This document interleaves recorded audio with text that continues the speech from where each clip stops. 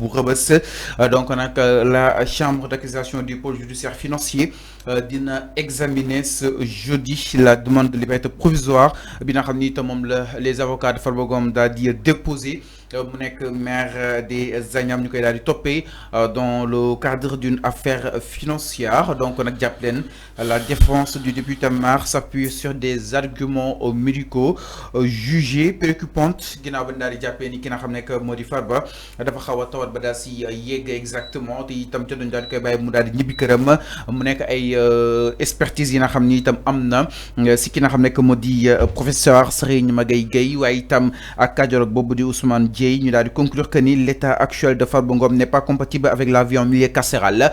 Ces avocats ñi ngi évoqué un risque de mort subite waaye itam ñi ngi dénoncé des conditions de détention inadaptées au pavillon spécial de l'hôpital où il est actuellement pris en charge. Alors afin naka na daal di jàngatee lu nu mel ginnaaw ba docteur yi jàppee ni ki nga xam ne moo di Farba dafa feebar ba dal si yegg donte sax ñenn si li nga xam ne moo di justement ces avocats jàpp nañ que ni Farba ces conditions ne sont pas justement adaptées foofu si pavillon spécial. Foofu lay commencer fi nga daanelee. ni que Farba est en train d'être pris en charge ci pavillon spécial. Il faut le dire aux Sénégalais. Quand même on le dit pas aux Sénégalais. gis nga nit booy wax da ngay joxe l'information complète. donc bàyyiwuñu ko noonu daal. Farba bàyyiwuñu ko noonu. ñu ngi koy faj ñu ngi koy faj. On ne donne pas cette information à la population pourtant Farba ñu ngi koy faj. Il est au pavillon spécial ñu ngi koy faj jamono bii mais quand il parle il donne l'information aux Sénégalais dañu ne génne leen Farba kaso balaa muy gaañu foofu bu deewee di ngeen gis conséquences yi. C'est comme ça qu'on informe à la population. C'est comme si Farba kenn nekkul di ko faj alors que il se trouve actuellement à l'hôpital principal au pavillon spécial boo xamante ne colonel Fall moo ko géré. Pourquoi on dit pas cette information à la population? Alors ma ñëw ci feebar bi dama ne képp ku feebar nga nekk hôpital kii kaso dañu laa war a faj man loolu laa gëm que ça soit Farba Ngom que ça soit keneen bu fekkee ay docteur ñoo def contre expertise ci yaramam ba ñuy gis ni que dafa feebar nañ ko faj faj bi moo am solo du bàyyi mais faj bi moo am solo nañ ko faj. Je crois que jamono bii ni ñu ngi faj Farba mais les gens ne disent pas l'information ni que mu ngi pavillon spécial ñu ngi koy faj man j'aimerais que les gens donnent cette information à la population ni que Farba bàyyiwuñu ko noonu mais effectivement ñu ngi koy faj te ñu ngi koy ñaanal yàlla mu tane ak jàmm.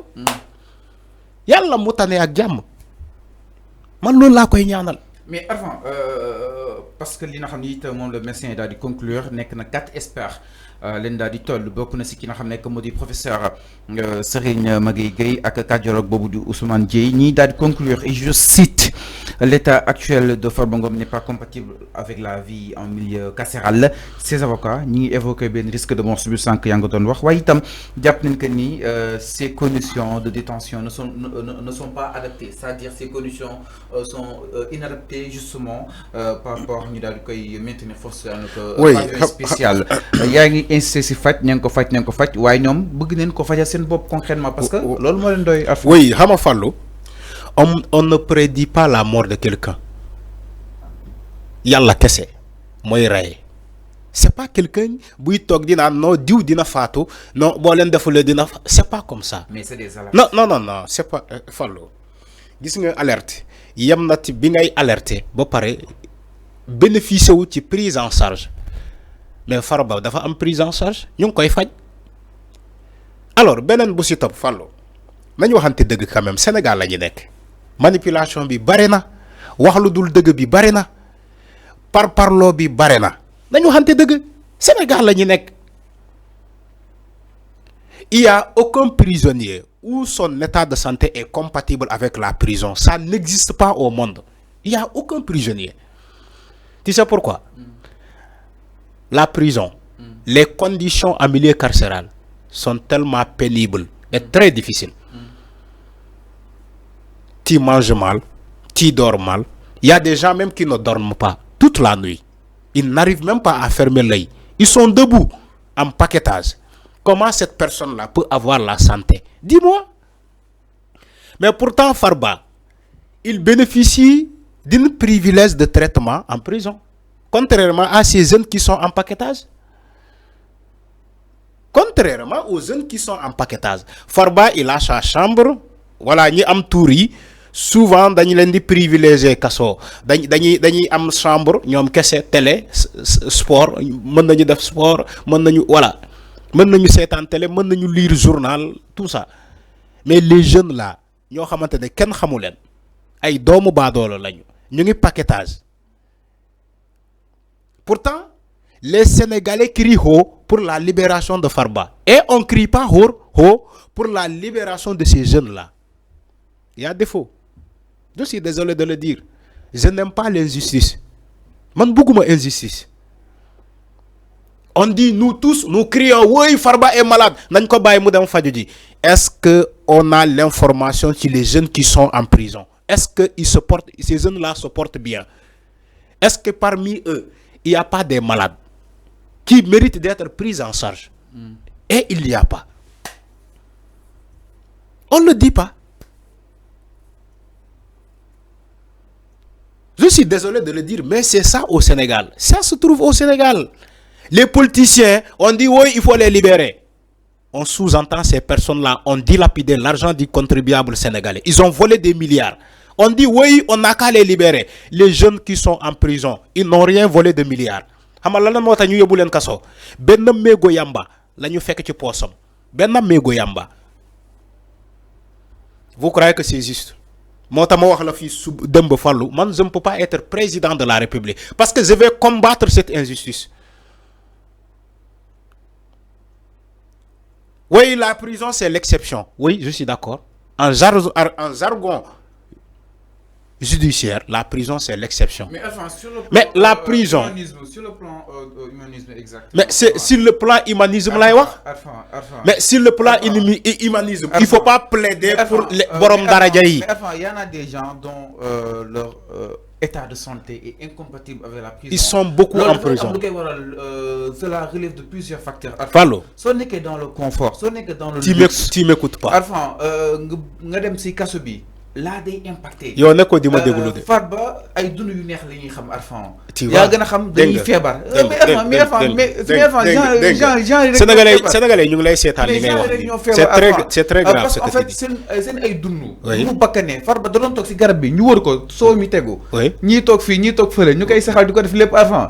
Ko nga yobbu ko tay ci ben 4 c'est un demi-dieu. En fait ñun man ak yow su lu ñuy dund noor gi fekk ci Farba la bëgg wax Arfan. Fallu li ngay wax ni c'est très grave. Lan la wax Farba su ko neexee mu fay aduna bi yëpp salaire. Dégg waa ma ne luxe boobu écoute déglu ma Fallu déglu ma rek déglu ma ñu organiser émission bi. Déglu ma dama ne Farba su ko neexee mu fay salaire adina bi yëpp. Mais s'il doit aller en prison, il doit aller en prison comme tout le monde. Il faut arrêter les jugements que vous faites. Oui, dundu bu bakane la yor. Munul nek prison. C'est très grave ce que tu dis. Non, j'ai pas dit que Nelson Mandela mën na bok ci facteur yi. Ma ñew fallu lañu dégluwante rek. Lañu dégluwante rek. On va trouver des solutions. Lañu dégluwante rek. Bay di roubé débat bi. Ñu ëpp daraja Farba Ngom, ils ont fait plus de 26 ans en prison. Nelson Mandela, il a été emprisonné combien d'années? Dundu Farba mo gën dundu Nelson Mandela. Nelson Mandela était président de la République après. Ce que vous dites au Sénégal, ça n'existe pas au monde. Arrêtez-vous les Sénégalais, ça n'existe pas au monde. Ni que les politiciens là, buñ leen jappé, ngeen né dañ leen wara bayyi. Sinon, ils vont mourir en prison parce que c'est Ndundu, Mengoul ak prison. Arrêtez, c'est très grave. Des gens vont voler de l'argent dans ce pays. Après, ils vont manigancer comme quoi que ils sont malades. Parce que jurisprudence, ça sera toujours là.